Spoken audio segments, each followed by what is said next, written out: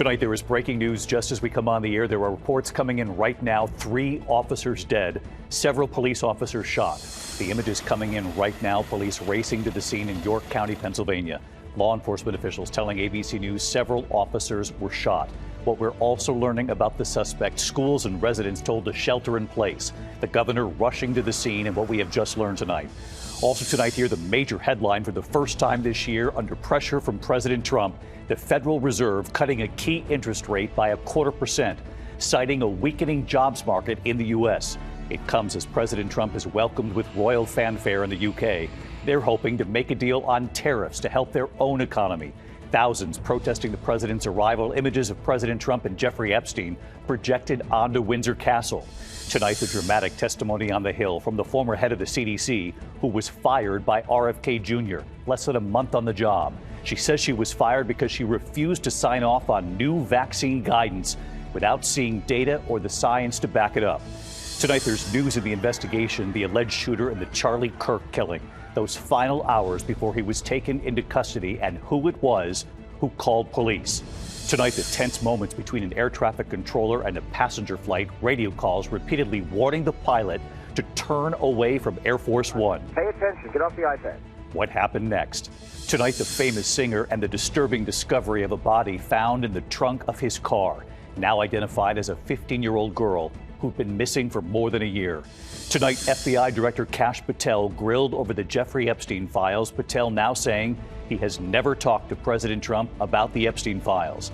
The alarming scene tonight, the suspect ramming their car into the gate at the FBI in Pittsburgh.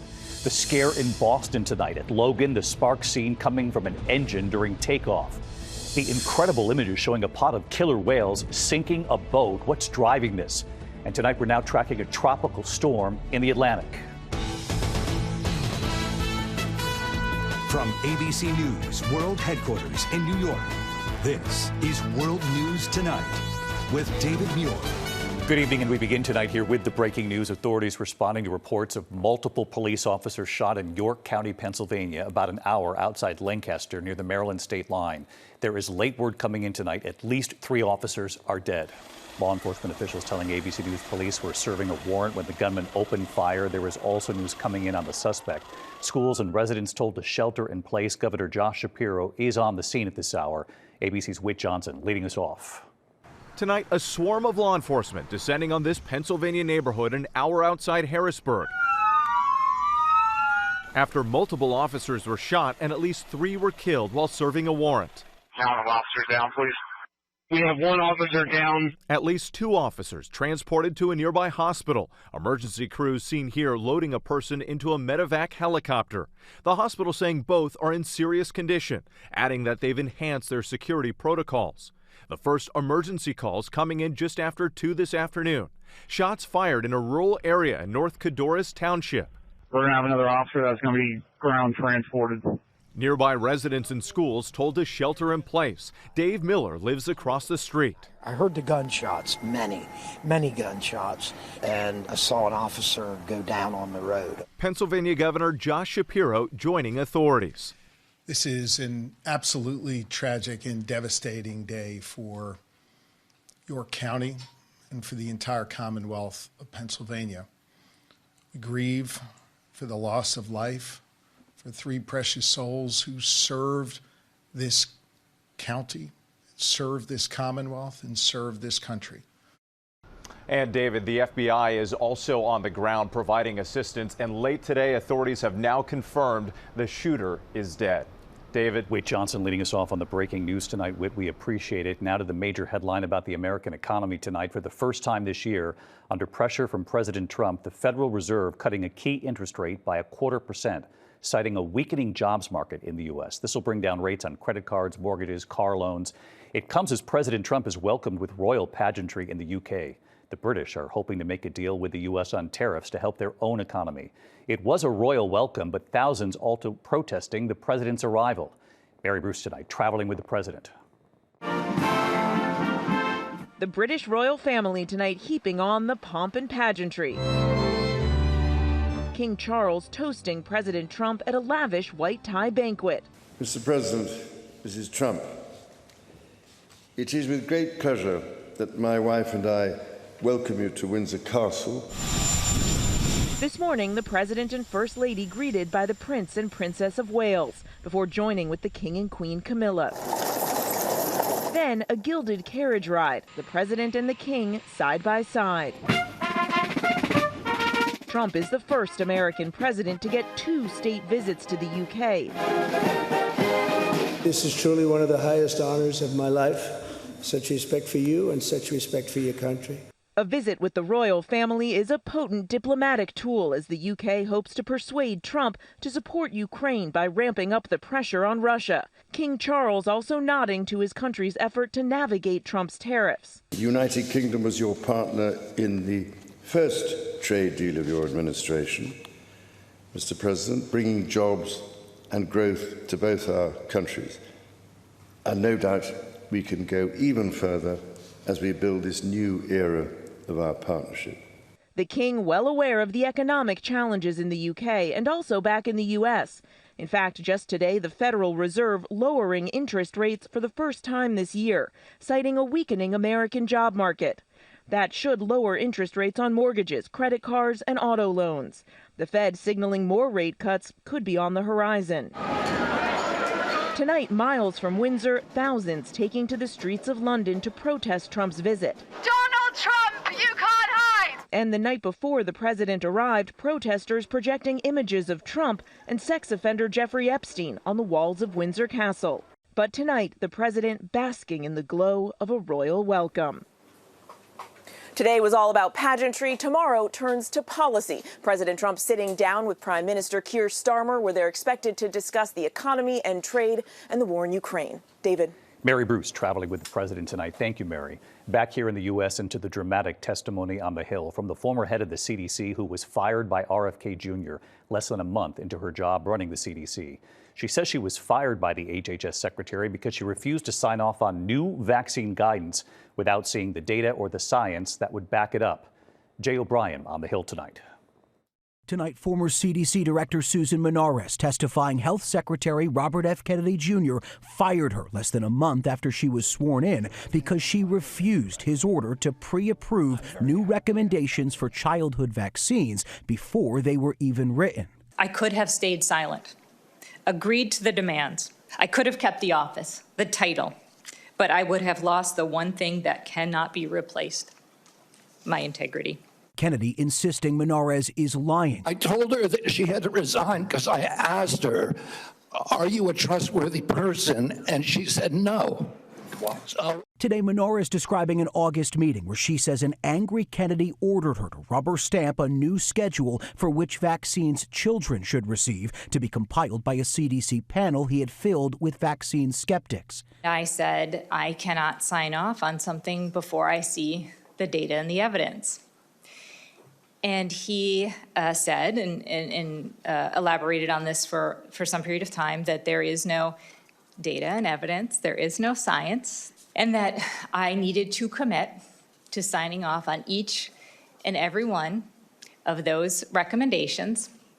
And if I could not commit to that, I needed to resign. Republican Senator Bill Cassidy, a doctor, going back at that claim. Did Kennedy really want to change the childhood vaccine schedule without any research? To be clear, he said there was not science or data, but that you still expected you to change the schedule. Correct. After the hearing, Cassidy, who's also a doctor, with this stark warning about Kennedy's hand-picked vaccine panel. If the vaccine advisory panel makes recommendations to change the childhood vaccine schedule, should the American people have confidence in that decision? No. David, tonight that overhauled CDC vaccine panel will meet tomorrow for a 2-day marathon session to weigh critical recommendations on vaccines from measles to hepatitis B to COVID. And tonight, HHS is attacking Menares after her testimony, claiming she was fired because she, quote, acted maliciously to undermine the president's agenda. David. Jay O'Brien live up on the Hill. Jay, thanks. Now to the alleged shooter in the Charlie Kirk killing. We have new reporting tonight involving those final hours before he was taken into custody. Who it was who called police. Here's our chief investigative correspondent, Aaron Katersky, tonight. Tonight, new details on how authorities say a 33-hour manhunt ended with the surrender of Charlie Kirk's suspected killer. Late today, a Utah sheriff described the chilling phone call he received from a retired detective who was a friend of Tyler Robinson's family. I couldn't fathom what actually came out of his mouth. So he said, "Hey, I know who Charlie Kirk shooter is." The sheriff said that retired detective, along with the suspect's parents, helped convince Robinson to turn himself in. He knew he was going to get caught. He didn't want a big SWAT team hitting his parents' house or his apartment. He was truly fearful of being shot by law enforcement. After negotiating his surrender, police say that retired detective drove the suspect and his parents to the sheriff's office, where they waited for lead investigators to arrive. He was sitting on a very comfortable couch with a water bottle in his hand, not restrained. He was again, cooperative, somber, quiet. The suspect is now facing 7 charges, including aggravated murder, which carries the possibility of the death penalty. And tonight, praise for that former detective who helped get him into custody. He deserves full credit. They trusted that they could go to this individual and he could contact me directly. Tonight, David, marks 1 week since Charlie Kirk was shot. Classes at Utah Valley University resumed today, and Governor Spencer Cox joined a prayer circle, encouraging students to help heal a fractured country. David? Aaron Katersky tonight. Aaron, thank you. Now to the tense moments between an air traffic controller and a passenger flight. Radio calls repeatedly warning the pilot to turn away from Air Force One. Here's Stephanie Ramos. Tonight, an air traffic controller heard scolding a Spirit Airlines pilot to pay attention, concerned the passenger plane was on a possible converging path with Air Force One. Spirit Wings 1300, turn 20 degrees right immediately. Pay attention. Controllers ordering the Spirit pilots to change course. I got to talk to you twice every time. Pay attention. Get off the iPad. The commercial jet roughly 8 miles from Air Force One over Long Island, according to air traffic audio. The Spirit flight traveling from Fort Lauderdale to Boston yesterday morning. Spirit 1300, traffic's off your left wing by 8 miles, 747. I'm sure you can see who it is. Air Force One had just taken off from Joint Base Andrews, carrying the President and First Lady to London for their state visit. Air Force One and the Spirit aircraft were at the same altitude. The Spirit jet didn't answer 4 times after they'd been called by air traffic control. So they had every right to be angry with the Spirit aircraft. Spirit Airlines stating the flight followed procedures and air traffic control instructions and landed uneventfully, adding safety is always our top priority. David, air traffic control tries to maintain a wide buffer around Air Force One. The FAA tonight says required separation was maintained. David. Stephanie Ramos with us. Stephanie, thank you. Tonight, FBI Director Kash Patel grilled over the Jeffrey Epstein files. Patel now saying that he has never talked to President Trump about the files. Here's Pierre Thomas. FBI Director Kash Patel back on the Hill, facing House Democrats laser focused on his handling of the Epstein files. Did you ever tell Donald Trump his name is in the files? I have never spoken to President Trump about the Epstein files. Democrats trying to tie President Trump to the files. Did you tell the Attorney General that Donald Trump's name is in the Epstein files? The question has been asked and answered. You've not answered it, and we will take your evasiveness as a consciousness of guilt. And Thomas Massie of Kentucky, a top House Republican, challenging Patel on his claim that there is no credible information Epstein trafficked women to anyone other than himself. His claim coming after several alleged victims of Epstein spoke out, some threatening to release a list of people they say Epstein trafficked women to. Have you reviewed those 302 documents where the victims name the people who victimized them? If I personally know, but the FBI has. So how can you sit here and in front of the Senate and say there are no names? I said I named one today. I said we are not in the practice at the Department of Justice FBI of releasing victims' names. California Democrat Ted Lieu referencing Trump's alleged birthday greeting featuring the drawing of a woman provided to Congress earlier this month by Epstein's estate. A letter the president claims is fake. Lieu asking Patel if they will go after the estate for more evidence. Wouldn't it be great if FBI subpoenaed the estate of Jeffrey Epstein for all that information? The estate is under no obligation to provide that material, even pursuant to a subpoena. That's a great point. Yeah, that's just false. Okay. That's just false. You're the frickin' FBI. You can subpoena the information from the estate, and you better do that. David, the victims of Jeffrey Epstein say he did not operate alone, and they're pushing Congress to keep investigating. David? Pierre Thomas live up on the Hill. Pierre, thank you. There are new developments tonight after the disturbing discovery of a body in the trunk of a car belonging to well-known singer known as David. Authorities now identifying that body as a 15-year-old girl who'd been missing for more than a year. Her name was Celeste Rivas. The singer is in the middle of a nationwide tour. Tonight's show in Seattle has been canceled. When we come back here tonight, we are tracking a new tropical storm in the Atlantic. The early track and where it could be headed will show you. Also, the alarming scene tonight, the suspect ramming their car into the gate at the FBI in Pittsburgh, what the suspect left on the gate. And the incredible images tonight showing a pod of killer whales sinking a boat, passengers on board saved, and what's driving this in a moment. Tonight in Pittsburgh, authorities say a man rammed his car into a gate at the FBI building. That suspect now under arrest. Authorities say the suspect placed an American flag on the gate and fled the scene. The FBI saying they are investigating the incident as an act of terrorism. Tonight, the FAA is investigating a scare on the runway in Boston. Sparks coming from the right engine of a Swiss Air flight with 236 people on board as it was taking off Tuesday. Coming to a stop on the runway, passengers boarded another plane for the flight to Zurich. And from London, several planes forced to abort their landings this week at Heathrow Airport. This is from Monday right here. Wind gusts up to 78 miles per hour. When we come back here tonight, we're now tracking a new tropical storm in the Atlantic. We'll show it to you. And you'll see the incredible images tonight, a pod of killer whales sinking a boat. The passengers saved in a moment. To the index of other news tonight, a pod of orcas is being blamed for the sinking of a tourist boat off the Portuguese coast. The images showing the whales ramming the craft on Saturday, repeatedly striking it. Now, the boat eventually sinks. Several people on board were rescued. Scientists actually think the whales were playing and not actually attacking the boat. Back here at home tonight, we're now tracking a newly named tropical storm, Gabrielle, churning in the Atlantic. Gabrielle ending a record streak, 20 days without a named storm. It's expected to become a hurricane as it nears Bermuda next week. At this point, no threat to the U.S. When we come back here tonight, the father determined to bring his own children back to his third grade classroom, looking for the teacher who changed his life and what they did for him when they got there. Finally tonight here, a father going back in time, taking his children to find the teacher who changed his life. Then they changed his. America Strong. Tonight, the kindness of a teacher never forgotten. The G family had heard the story of Mr. Botita, who taught their father third grade. That family, Garrett, Jessica, and their children, have been fulfilling their own bucket list. But on that list was the hope that their dad could one day go back and find that third grade teacher to fulfill his bucket list dream. We are pulling up to my elementary school. I'm quite excited. I've been wanting to do this for a really long time. Mr. Botita was the teacher who was there for a young Garrett. When his parents were going through a divorce, he was the lonely kid at school, and that teacher helped him get through it all. I'm actually really nervous. And this is the moment he found his third grade teacher. Oh my goodness. Garrett walks into that same third grade classroom all these years later. Oh my gosh. Grateful to be back, this time with his own children. Garrett was one of my... I'm pretty old.